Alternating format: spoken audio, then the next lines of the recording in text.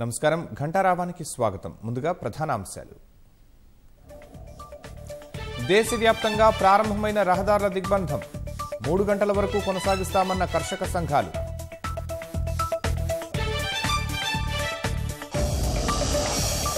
Paramilitary reserve బలగాల వలయంలో హస్తిన అడుగడుగునా నిఘా పలు మెట్రో స్టేషన్ల మూసివేత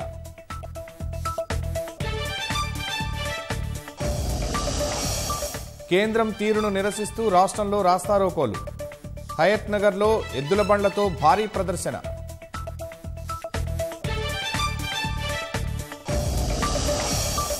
రైతు సమస్యలపై ఈ నెల 9 నుంచి కాంగ్రెస్ యాత్రలు సాగు చట్టాల రద్దుకు అసెంబ్లీలో తీర్మానం చేయాలన్న భట్టి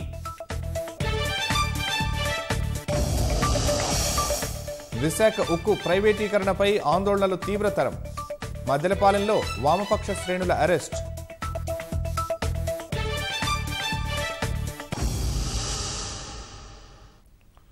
సాగు చట్టాలను రద్దు చేసే వరకు విశ్రమించేది లేదంటూ ఉద్యమిస్తున్న అన్నదాతలు ఉద్యమాన్ని ఉధృతం చేశారు. చక్కాజాం పేరిట దేశవ్యాప్తంగా రాస్తారోకో నిర్వహిస్తున్నారు. కొద్దిసేపటి క్రితం ప్రారంభమైన రహదారుల దిగ్బంధనం మధ్యాహ్నం 3 గంటల వరకు కొనసాగనుంది. ఢిల్లీ, ఉత్తరప్రదేశ్, ఉత్తరాఖండ్లకు మినహా దేశవ్యాప్తంగా జాతీయ, రాష్ట్ర రహదారులపై ఆందోళన చేపడుతున్నారు.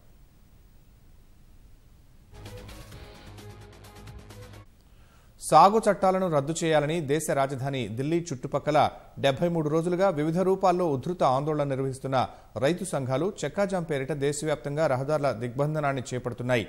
ఆందోళనల వేదికల వద్ద అంతర్జాల సేవలను నిలిపివేయడాన్ని నిరసిస్తూ ఢిల్లీ, ఉత్తరప్రదేశ్, ఉత్తరాఖండ్ మినహా దేశవ్యాప్తంగా రహదారుల దిగ్బంధనాన్ని చేపడుతున్నాయి. మధ్యాహ్నం 12 గంటలకు ప్రారంభమైన ఈ కార్యక్రమం 3 గంటల వరకు కొనసాగనుంది. అయితే అంబులెన్స్లు, పాఠశాల బస్సులు సహా అత్యవసర సేవలకు మినహాయింపును ఇచ్చారు. ఉత్తరప్రదేశ్, ఉత్తరాఖండ్లో రైతు సంఘాలు సాగు చట్టాల రద్దు కోరుతూ జిల్లా యంత్రాంగాలకు మెమోరాండం సమర్పించనున్నాయి.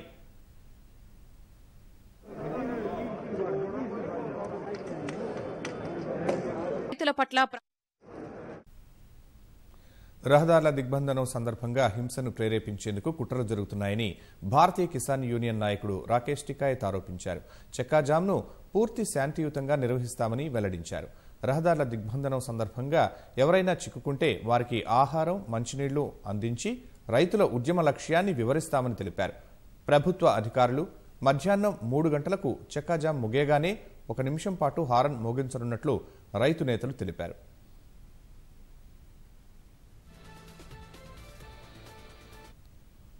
అటు రైతుల పట్ల కేంద్ర ప్రభుత్వ తీరును తప్పుబడుతూ 75 మంది మాజీ సివిల్స్ ఉన్నతాధికారులు సర్కార్కు లేఖ రాశారు. రైతుల పట్ల ప్రభుత్వం తొలి నుంచి ఘర్షణాత్మక ధోరణి అవలంబిస్తోందని విమర్శించారు. ఈ వైఖరి ఎప్పటికీ పరిష్కారానికి దారితీయబోదని అన్నారు. సాగు చట్టాల అమలును 18 నెలల పాటు నిలిపివేస్తామని అర్ధమనస్కంగా చెప్పే బదులు పూర్తిగా నిలిపివేయడం ఉత్తమమని ఈ బహిరంగ లేఖలో సూచించారు. రైతు ఆందోళనలపై స్పందించిన ఐక్యరాజ్య సమితి మానవ హక్కుల కార్యాలయం ప్రభుత్వం, అన్నదాతలు పూర్తి సంయమనం పాటించాలని పిలుపునిచ్చింది. అందరి మానవ హక్కులను తగిన విధంగా గౌరవిస్తూ సమస్యకు నిష్పాక్షిక పరిష్కారం కనుగొనాలని సూచించింది. శాంతియుత సమావేశాలు, భావ వ్యక్తీకరణకు ఉద్దేశించిన హక్కులను పరిరక్షించాలని విజ్ఞప్తి చేసింది.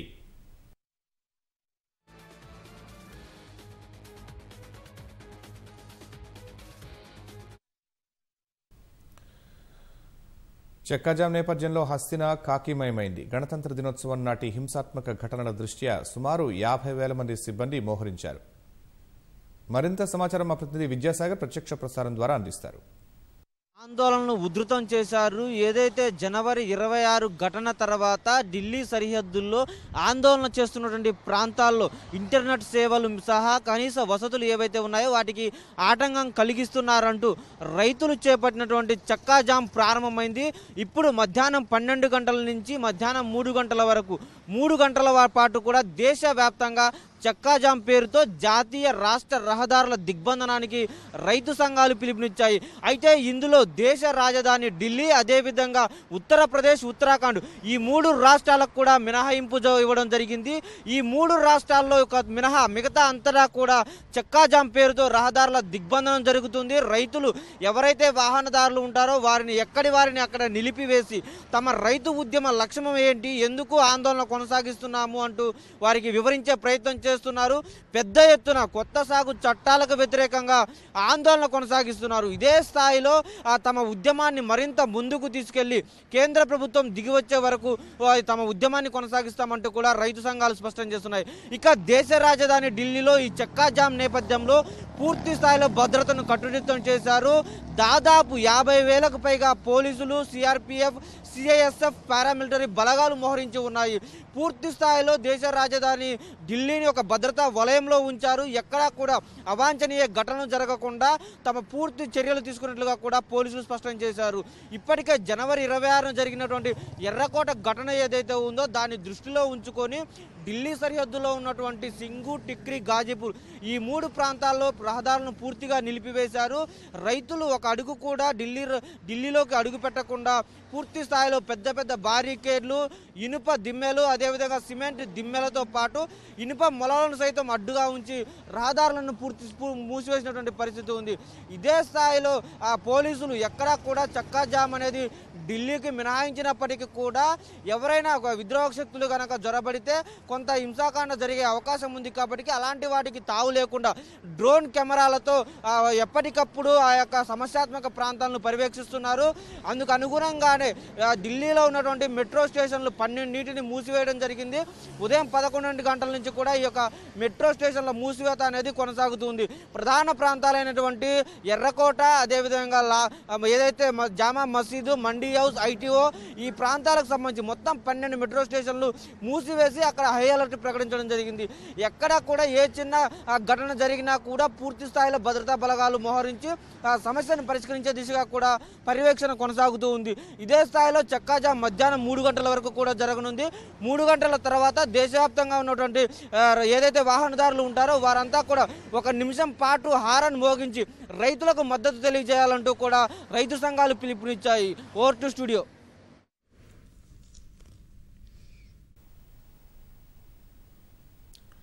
ధన్యవాదాలు విద్యాసాగర్.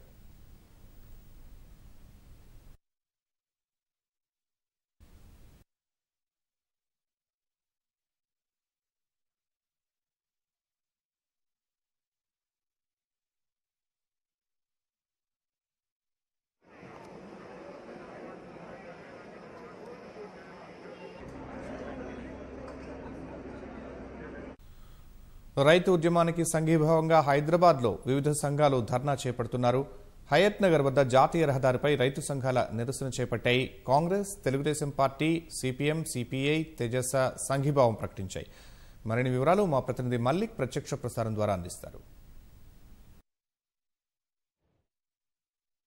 సాగు చట్టాలను నిరసిస్తూ దేశవ్యాప్తంగా రైతాంగం ఉద్యమం మిన్నడుతుంది. ప్రత్యేకించి హైదరాబాద్లో మన జాతీయ రహదారిపై హయత్ నగర్ జాతీయ రహదారిపై పెద్ద ఎత్తున ర్యాలీ సాగుతుంది.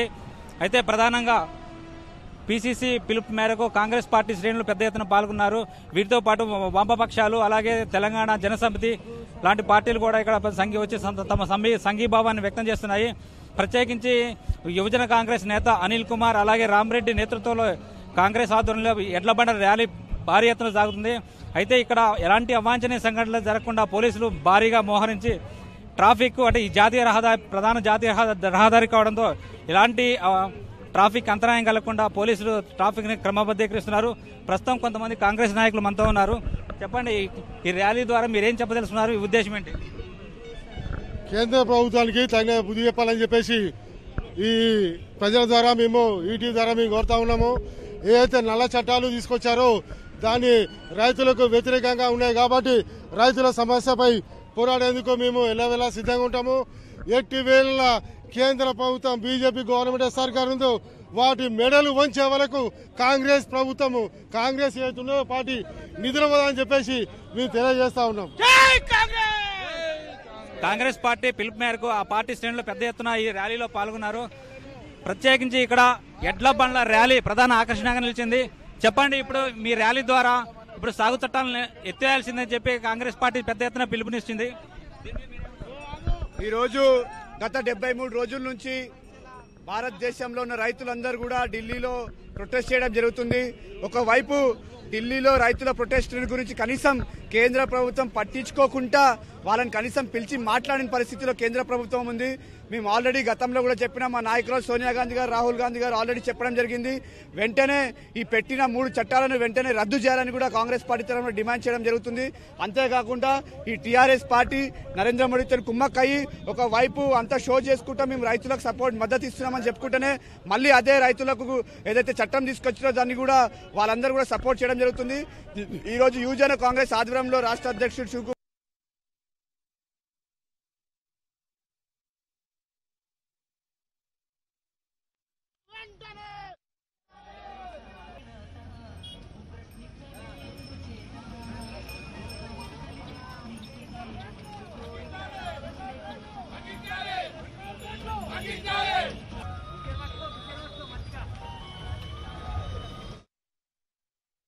సరిహద్దులో చైనానేమో భారతదేశ సరిహద్దులో మన భూమిని ఆక్రమించడానికి ప్రయత్నం చేసుకుంటుంది. కానీ రైతులు, అన్నదాతలు ఎవరైతే మనకు అన్నం పెట్టి అన్నదాతలు కనీసం వాళ్ళని గొంతును వినిపించడానికి ప్రయత్నం చేస్తుంటే వాళ్ళు వారు జరిగేలాంటిగా వాళ్ళందరూ కూడా అక్కడ ఢిల్లీలో బార్డర్ లెక్క క్రియేట్ చేసి ఏ విధంగా చేస్తున్నారో మనం అందరం కూడా టీవీలలో చూస్తున్నాం. దీన్ని మేము తీవ్రంగా ఖండిస్తున్నాం. ప్రత్యేకించి ఢిల్లీ సరిహద్దుల్లో సాగుతున్న ఉద్యమాన్ని ఉక్కుపాదం వహించేలాగా కేంద్ర ప్రభుత్వం వ్యవహరిస్తుంది. ఈ నేపథ్యంలో రైతుల నుంచి పెద్ద ఎత్తున ప్రతిఘటన వ్యక్తమవుతుంది. అయితే చుట్టుపక్కల సరిహద్దుల్లో బారికేడ్లు విధించడంతో పాటు మేకులు కూడా విధించడం వల్ల రైతులు తమ ఆందోళనలు శాంతియుతంగా నిర్వహిస్తున్నారు. అయితే ఈ ఉద్యమం ఎలా సాగుతుంది? ప్రత్యేకించి జాతీయ రహదారి కావడంతో పెద్ద ఎత్తున వాహనాలు రాకపోకలు ఇక్కడ సాగుతూ ఉంటాయి. అయితే వాహన చోదకులకు అలాగే ప్రత్యేకించి ప్రజలకు ఎలాంటి అసౌకర్యం కలగకుండా పోలీసులు ఇక్కడ వాహనాలను క్రమబద్ధీకరిస్తున్నారు. Over to studio. ధన్యవాదాలు మలిక్. రైతులు ఇచ్చిన రహదారుల దిగ్బంధం పిలుపు మేరకు హైదరాబాద్లోని నల్గొండ క్రాస్ రోడ్లో రైతు సంఘాల నేతలు ధర్నా చేపట్టారు. నూతన సాగు చట్టాలను నిరసిస్తూ నిరసన వ్యక్తం చేశారు. సాగు చట్టాలు రద్దు చేయాలంటూ ప్లకార్డులు ప్రదర్శించారు. అరెస్టు చేసిన రైతు నేతలను తక్షణమే విడుదల చేయాలంటూ నినాదాలు చేశారు. ఢిల్లీ సరిహద్దుల్లో పోరాటాన్ని అణిచివేయాలని కేంద్రం చూస్తున్న తరుణంలో దేశవ్యాప్తంగా రైతు ఉద్యమం మరింత బలపడుతుందని రైతు సంఘాల నేతలు తెలిపారు. 3 రైతు వ్యతిరేక చట్టాలు, విద్యుత్ సవరణ బిల్లు రద్దు చేసే వరకు ఈ పోరాటం సాగుతుందని చెప్పారు. రాష్ట్ర శాసనసభలో సాగు చట్టాలకు వ్యతిరేకంగా తీర్మానం చేయాలని డిమాండ్ చేశారు.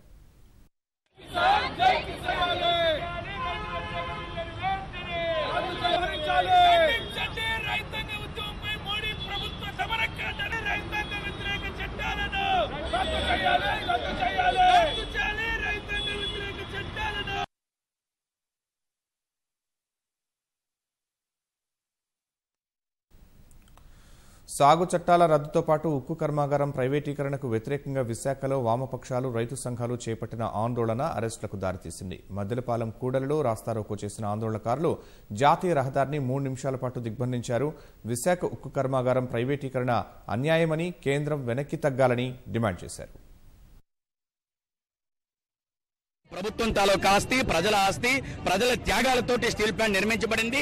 దీన్ని అమ్మాలని చెప్పేసి బీజేపీ ప్రభుత్వం తీవ్ర కుట్ర పన్నుతుంది. విశాఖపట్నం స్టీల్ ప్లాంట్ కి సొంత గనులు ఇవ్వకుండా కావాలని చెప్పి కేంద్ర ప్రభుత్వం నిర్వీర్యం చేస్తుంది. ఉపరాష్ట్రపతిగా ఉన్నటువంటి వెంకయ్యనాయుడుతో సహా అందరూ కూడా ఉద్యమంలో పాల్గొన్నారు. కానీ ఈ రోజున అటువంటి బంగారు బాతుగుడ్డు లాంటి విశాఖపట్నం స్టీల్ ప్లాంట్ ని కార్పొరేట్ కంపెనీలకు కట్టబెట్టాలని చెప్పేసి చూస్తున్నారు. ఇది పచ్చి దుర్మార్గం. 1% కూడా వాటాలను విక్రయించకుండా మేము అడ్డుకుంటాము. విశాఖపట్నం స్టీల్ ప్లాంట్ బాగేదో నష్టాలు పోతుందని దీన్ని అమ్మేసి ప్రైవేటు వాళ్ళతోటి లాభాలు పాటు పట్టించాలనేటువంటి ఉద్దేశంతో మేము ప్రైవేటీకరణ చేస్తున్నామని కొంతమంది సిగండుల్ని ఆంధ్ర రాష్ట్రానికి పంపించి తప్పుడు ప్రచారం చేస్తున్నారు నరేంద్ర మోడీ గారు, అమిత్ షా గారు.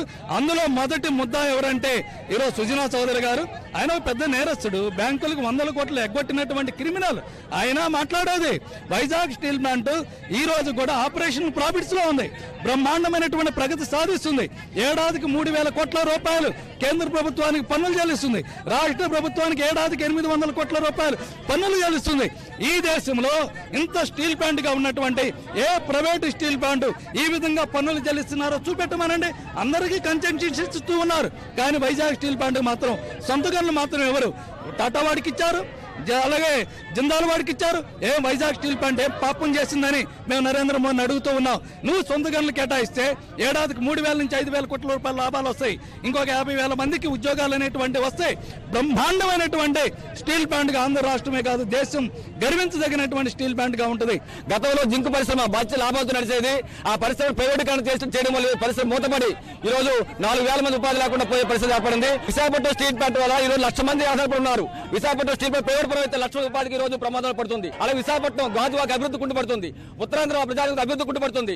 అంబానీ అదానీ కార్పొరేట్ శక్తులు కట్టుపెట్టే పరిస్థితి విశాఖ స్టీల్ ప్లాంట్ ని ప్రైవేటీకరణ చేయడం మేము తీవ్రంగా వ్యతిరేకిస్తున్నాం. పార్టీలకు అతీతంగా పెద్ద ఎత్తున మహిళలు కూడా ఈ ఉద్యమాల్లో పాల్గొని ఏదైతే స్టీల్ ప్లాంట్ సాధించుకున్నా అది ప్రైవేట్ పరం కాకుండా చూసుకుంటామని చెప్పి తెలియజేస్తా ఉన్నాం. మీకు చిత్తశుద్ధి అంటే తక్షణమే దాన్ని లేని పక్షంలో ఇదొక మరొక ఉద్యమం కింద చేపడతామని చెప్పి తెలియజేస్తాం. పరిస్థితుల్లో కేంద్ర ప్రభుత్వం విశాఖ ఉక్కుని పోరాడి సాధించుకున్న ప్రభుత్వ రంగమైన విశాఖ ఉక్కుని ఖచ్చితంగా మేము వ్యతిరేకిస్తాం. ప్రైవేటీకరణ నుండి వెనక్కి వెళ్లే వరకు మేము అందరినీ ఐక్యపక్షాలుగా ఏర్పడి మేము దాన్ని అడ్డుకుంటాం. జయశంకర్ భూపాలపల్లి జిల్లా మహదేవపూర్ మండలం కాళేశ్వరంలోని త్రివేణి సంగమ తీర్థం వ్యర్థ పదార్థాలతో దుర్గంధభరితంగా మారింది. గోదావరి, ప్రాణహిత, సరస్వతి నదుల తీరం తీవ్ర అపరిశుభ్రత నెలకొంది. నిరంతరాయంగా కాళేశ్వరం ప్రాజెక్టులోని లక్ష్మీ పంపులు నడుస్తుండటంతో నీటి నిల్వ తగ్గుముఖం పట్టి వ్యర్థాలన్నీ తీరానికి చేరాయి. త్రివేణి సంగమ తీరంలో పుణ్యస్నానాలను వచ్చే భక్తులు తీవ్ర ఇబ్బందులు పడుతున్నారు. దేవస్థానం అధికారులు లేదా పంచాయతీ పాలకవర్గం వెంటనే వ్యర్థాల తొలగింపు చేపట్టాలని స్థానికులు కోరుతున్నారు.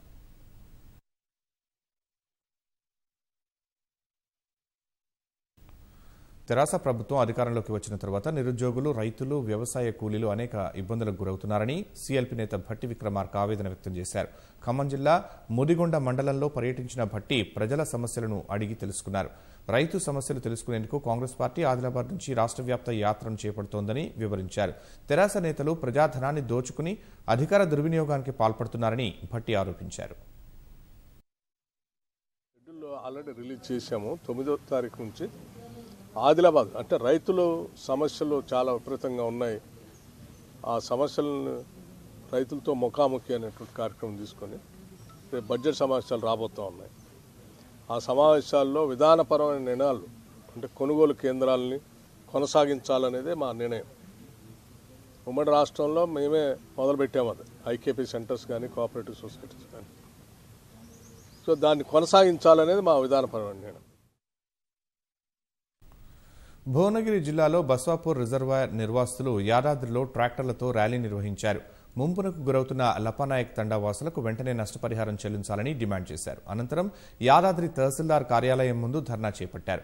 బస్వాపూర్ రిజర్వాయర్ కింద లపానాయక్ తండాకు చెందిన 695 ఎకరాల భూమి మునిగిపోతుందని, ముంపునకు గురవుతున్న భూమికి ఎకరానికి 15,60,000 ఇస్తామని ఏడాది గడుస్తున్నా నయా పైసా ఇవ్వలేదన్నారు. ఇచ్చిన హామీ ప్రకారం విడతల వారీగా కాకుండా ఒకేసారి నష్టపరిహారం చెల్లించాలని డిమాండ్ చేశారు. లేకపోతే వేరే చోట ఇల్లుకు ఇల్లు, భూమికి భూమి ఇవ్వాలని విజ్ఞప్తి చేస్తున్నారు. ఇంతకుముందేమో 120 ఎకరాలకు అన్నారు. ఈ సంవత్సరం అయింది 120 ఎకరాలకు సర్వే చేసుకుని అంతా అయిపోయింది. ఇప్పుడు 80 ఎకరాలే అంటారు. 80 ఎకరాలు కూడా డబ్బులు కూడా పడేటట్టు లేదు. ఇప్పుడు అక్కడ వాసల్ మరికి అయితే కేసీఆర్ 100 కోట్లు ఇచ్చుడు. మేము మొత్తం వరద బాధితులు, మొత్తం ముప్పు బాధితులు. మాకు కూడా జాలి చూపించి మాకు కూడా 100 కోట్లు అక్కడ కేటాయించండి. మాది కూడా ఊరే కదా, మాకు కూడా న్యాయం చేసినట్టు ఉంటుంది కదా. అక్కడ దత్తత తీసుకున్న ఊరిని ఇక్కడ తీసుకుంటే బాగుండు కదా. మేము గిరిజన తండ, లప్పనాయక తండ మాది, చాలా వెనుకబడిన తండ మాది. మొత్తం 700 ఎకరాలు మునుగుతుంది. రాలాజీ టు లప్పనాయక తండ మొత్తము 700 ఎకరాల భూమి మేము ధర చేసుకొని కూడా ఇప్పటికి సంవత్సరం అయిపోతుంది. ఈ ప్రభుత్వ ఉద్యోగులు చేయబట్టి ఇప్పటికీ మాకు నష్టపరిహారం సంవత్సరంన్నర నుంచి కూడా ₹1 కూడా చెల్లించలేదు. రాష్ట్రంలో వ్యాక్సినేషన్ ప్రక్రియ వేగవంతమైంది. ఇప్పటికే వైద్యారోగ్య సిబ్బందికి టీకా వేయగా ఇవాటి నుంచి పోలీస్, రెవెన్యూ, పురపాలక సిబ్బందికి కోవిడ్ వ్యాక్సిన్ వేస్తున్నారు. ఇప్పటికే దాదాపు 2 లక్షల మంది ఫ్రంట్ లైన్ వారియర్స్ కోవిన్ యాప్లో పేరు రిజిస్టర్ చేసుకున్నారు. కరోనా కట్టడిలో ముందుండి సేవలు చేసిన వారికి టీకాలిస్తున్నారు. ఈ నెల 12 వరకు వ్యాక్సినేషన్ ప్రక్రియ కొనసాగనుంది. వారం మొత్తం ఫ్రంట్ లైన్ వారియర్స్ కు టీకాలు ఇవ్వనున్నారు. ఈ రోజు కేవలం పోలీస్ సిబ్బందికి టీకాలిస్తూ ఉండగా సోమవారం నుంచి వివిధ విభాగాలకు చెందిన వారికి వ్యాక్సిన్ అందించనున్నారు. పలు కేంద్రాల్లో డీజీపీ మహేందర్ రెడ్డి, సిపి మహేష్ భగవత్లు వ్యాక్సినేషన్ ప్రక్రియను పర్యవేక్షించనున్నారు. టీకా కోసం 3 లక్షలకు పైగా ఆరోగ్య సిబ్బంది పేరు నమోదు చేసుకోగా 58.3% మంది మాత్రమే ముందుకొచ్చి టీకా తీసుకున్నారు. మల్కాజ్గిరి ప్రాథమిక ఆరోగ్య కేంద్రంలో Rachakonda police commissioner Mahesh Bhagwat Covid టీకా తీసుకున్నారు. రాచకొండ కమిషనరేట్ పరిధిలో 49 కేంద్రాల్లో సుమారు 12,000 సిబ్బందికి వ్యాక్సిన్ ఇవ్వనున్నట్లు సిపి తెలిపారు. ఎవరూ భయాందోళన చెందాల్సిన అవసరం లేదన్న కమిషనర్ టీకా తీసుకున్నా తప్పకుండా భౌతిక దూరం పాటించాలని సూచించారు.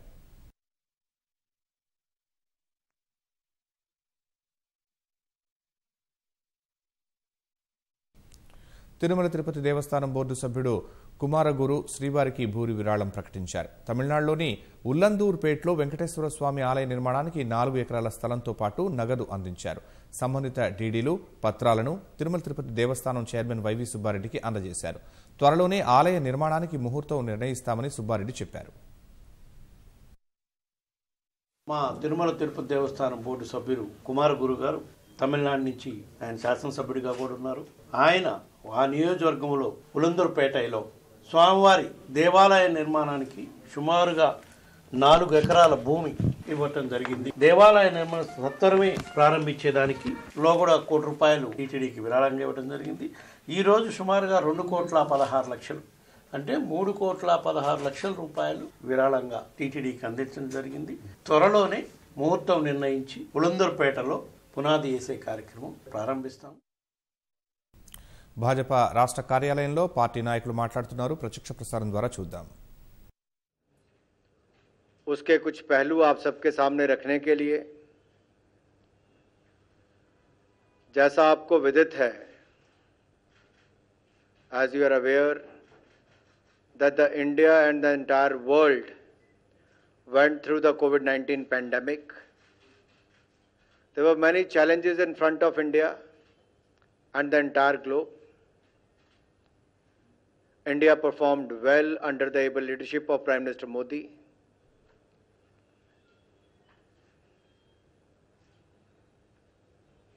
And Prime Minister rightly said, during the COVID-19 pandemic,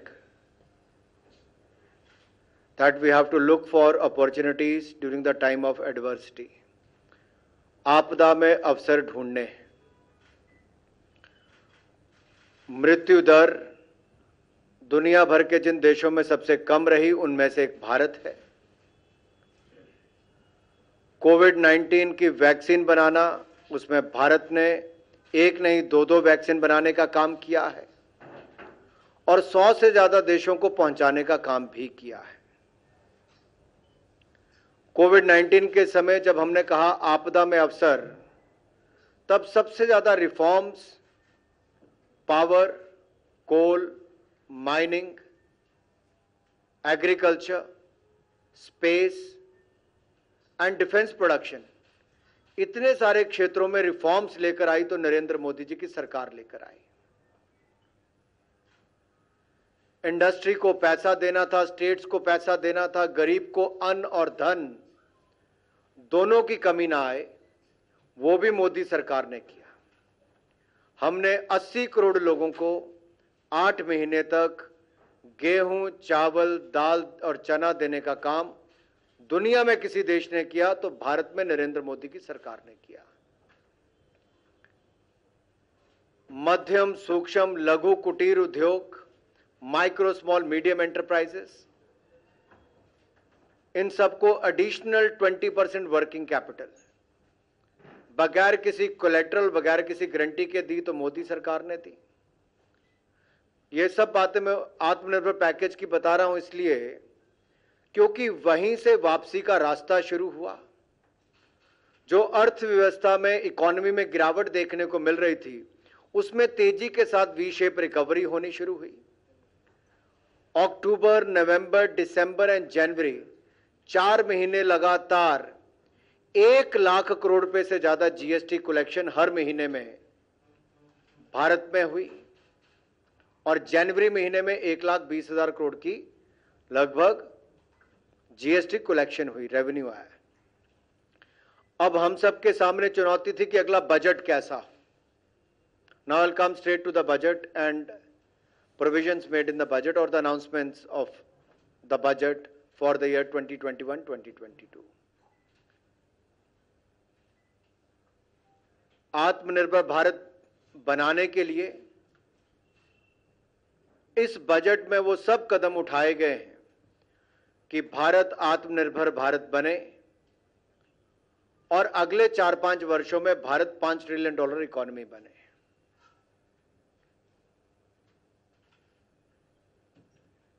पिछले वर्ष यानी कि इस वित्तीय वर्ष में 20-21 में हमारा बजट था 30,42,000 करोड़ का। The budget for the financial year 2021 was 30,42,000 crore rupees, and budget for the year financial year 21-22 has been increased by 4,08,075 crore rupees to the tune of 34.50 lakh crore rupees। 4,08,000 crore रुपए से ज्यादा की बढ़ोतरी 21-22 के बजट में भारत सरकार ने रखी है। और सबसे बड़ी बात यह है कि कैपिटल एक्सपेंडिचर में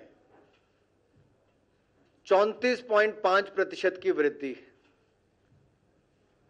5.5 लाख करोड़ रुपया कैपिटल एक्सपेंडिचर में ज्यादा खर्च किया जाएगा।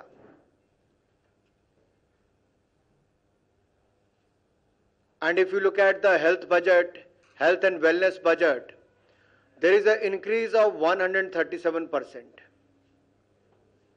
It has gone up from 94,000 crore rupees to 2,23,846 crore rupees.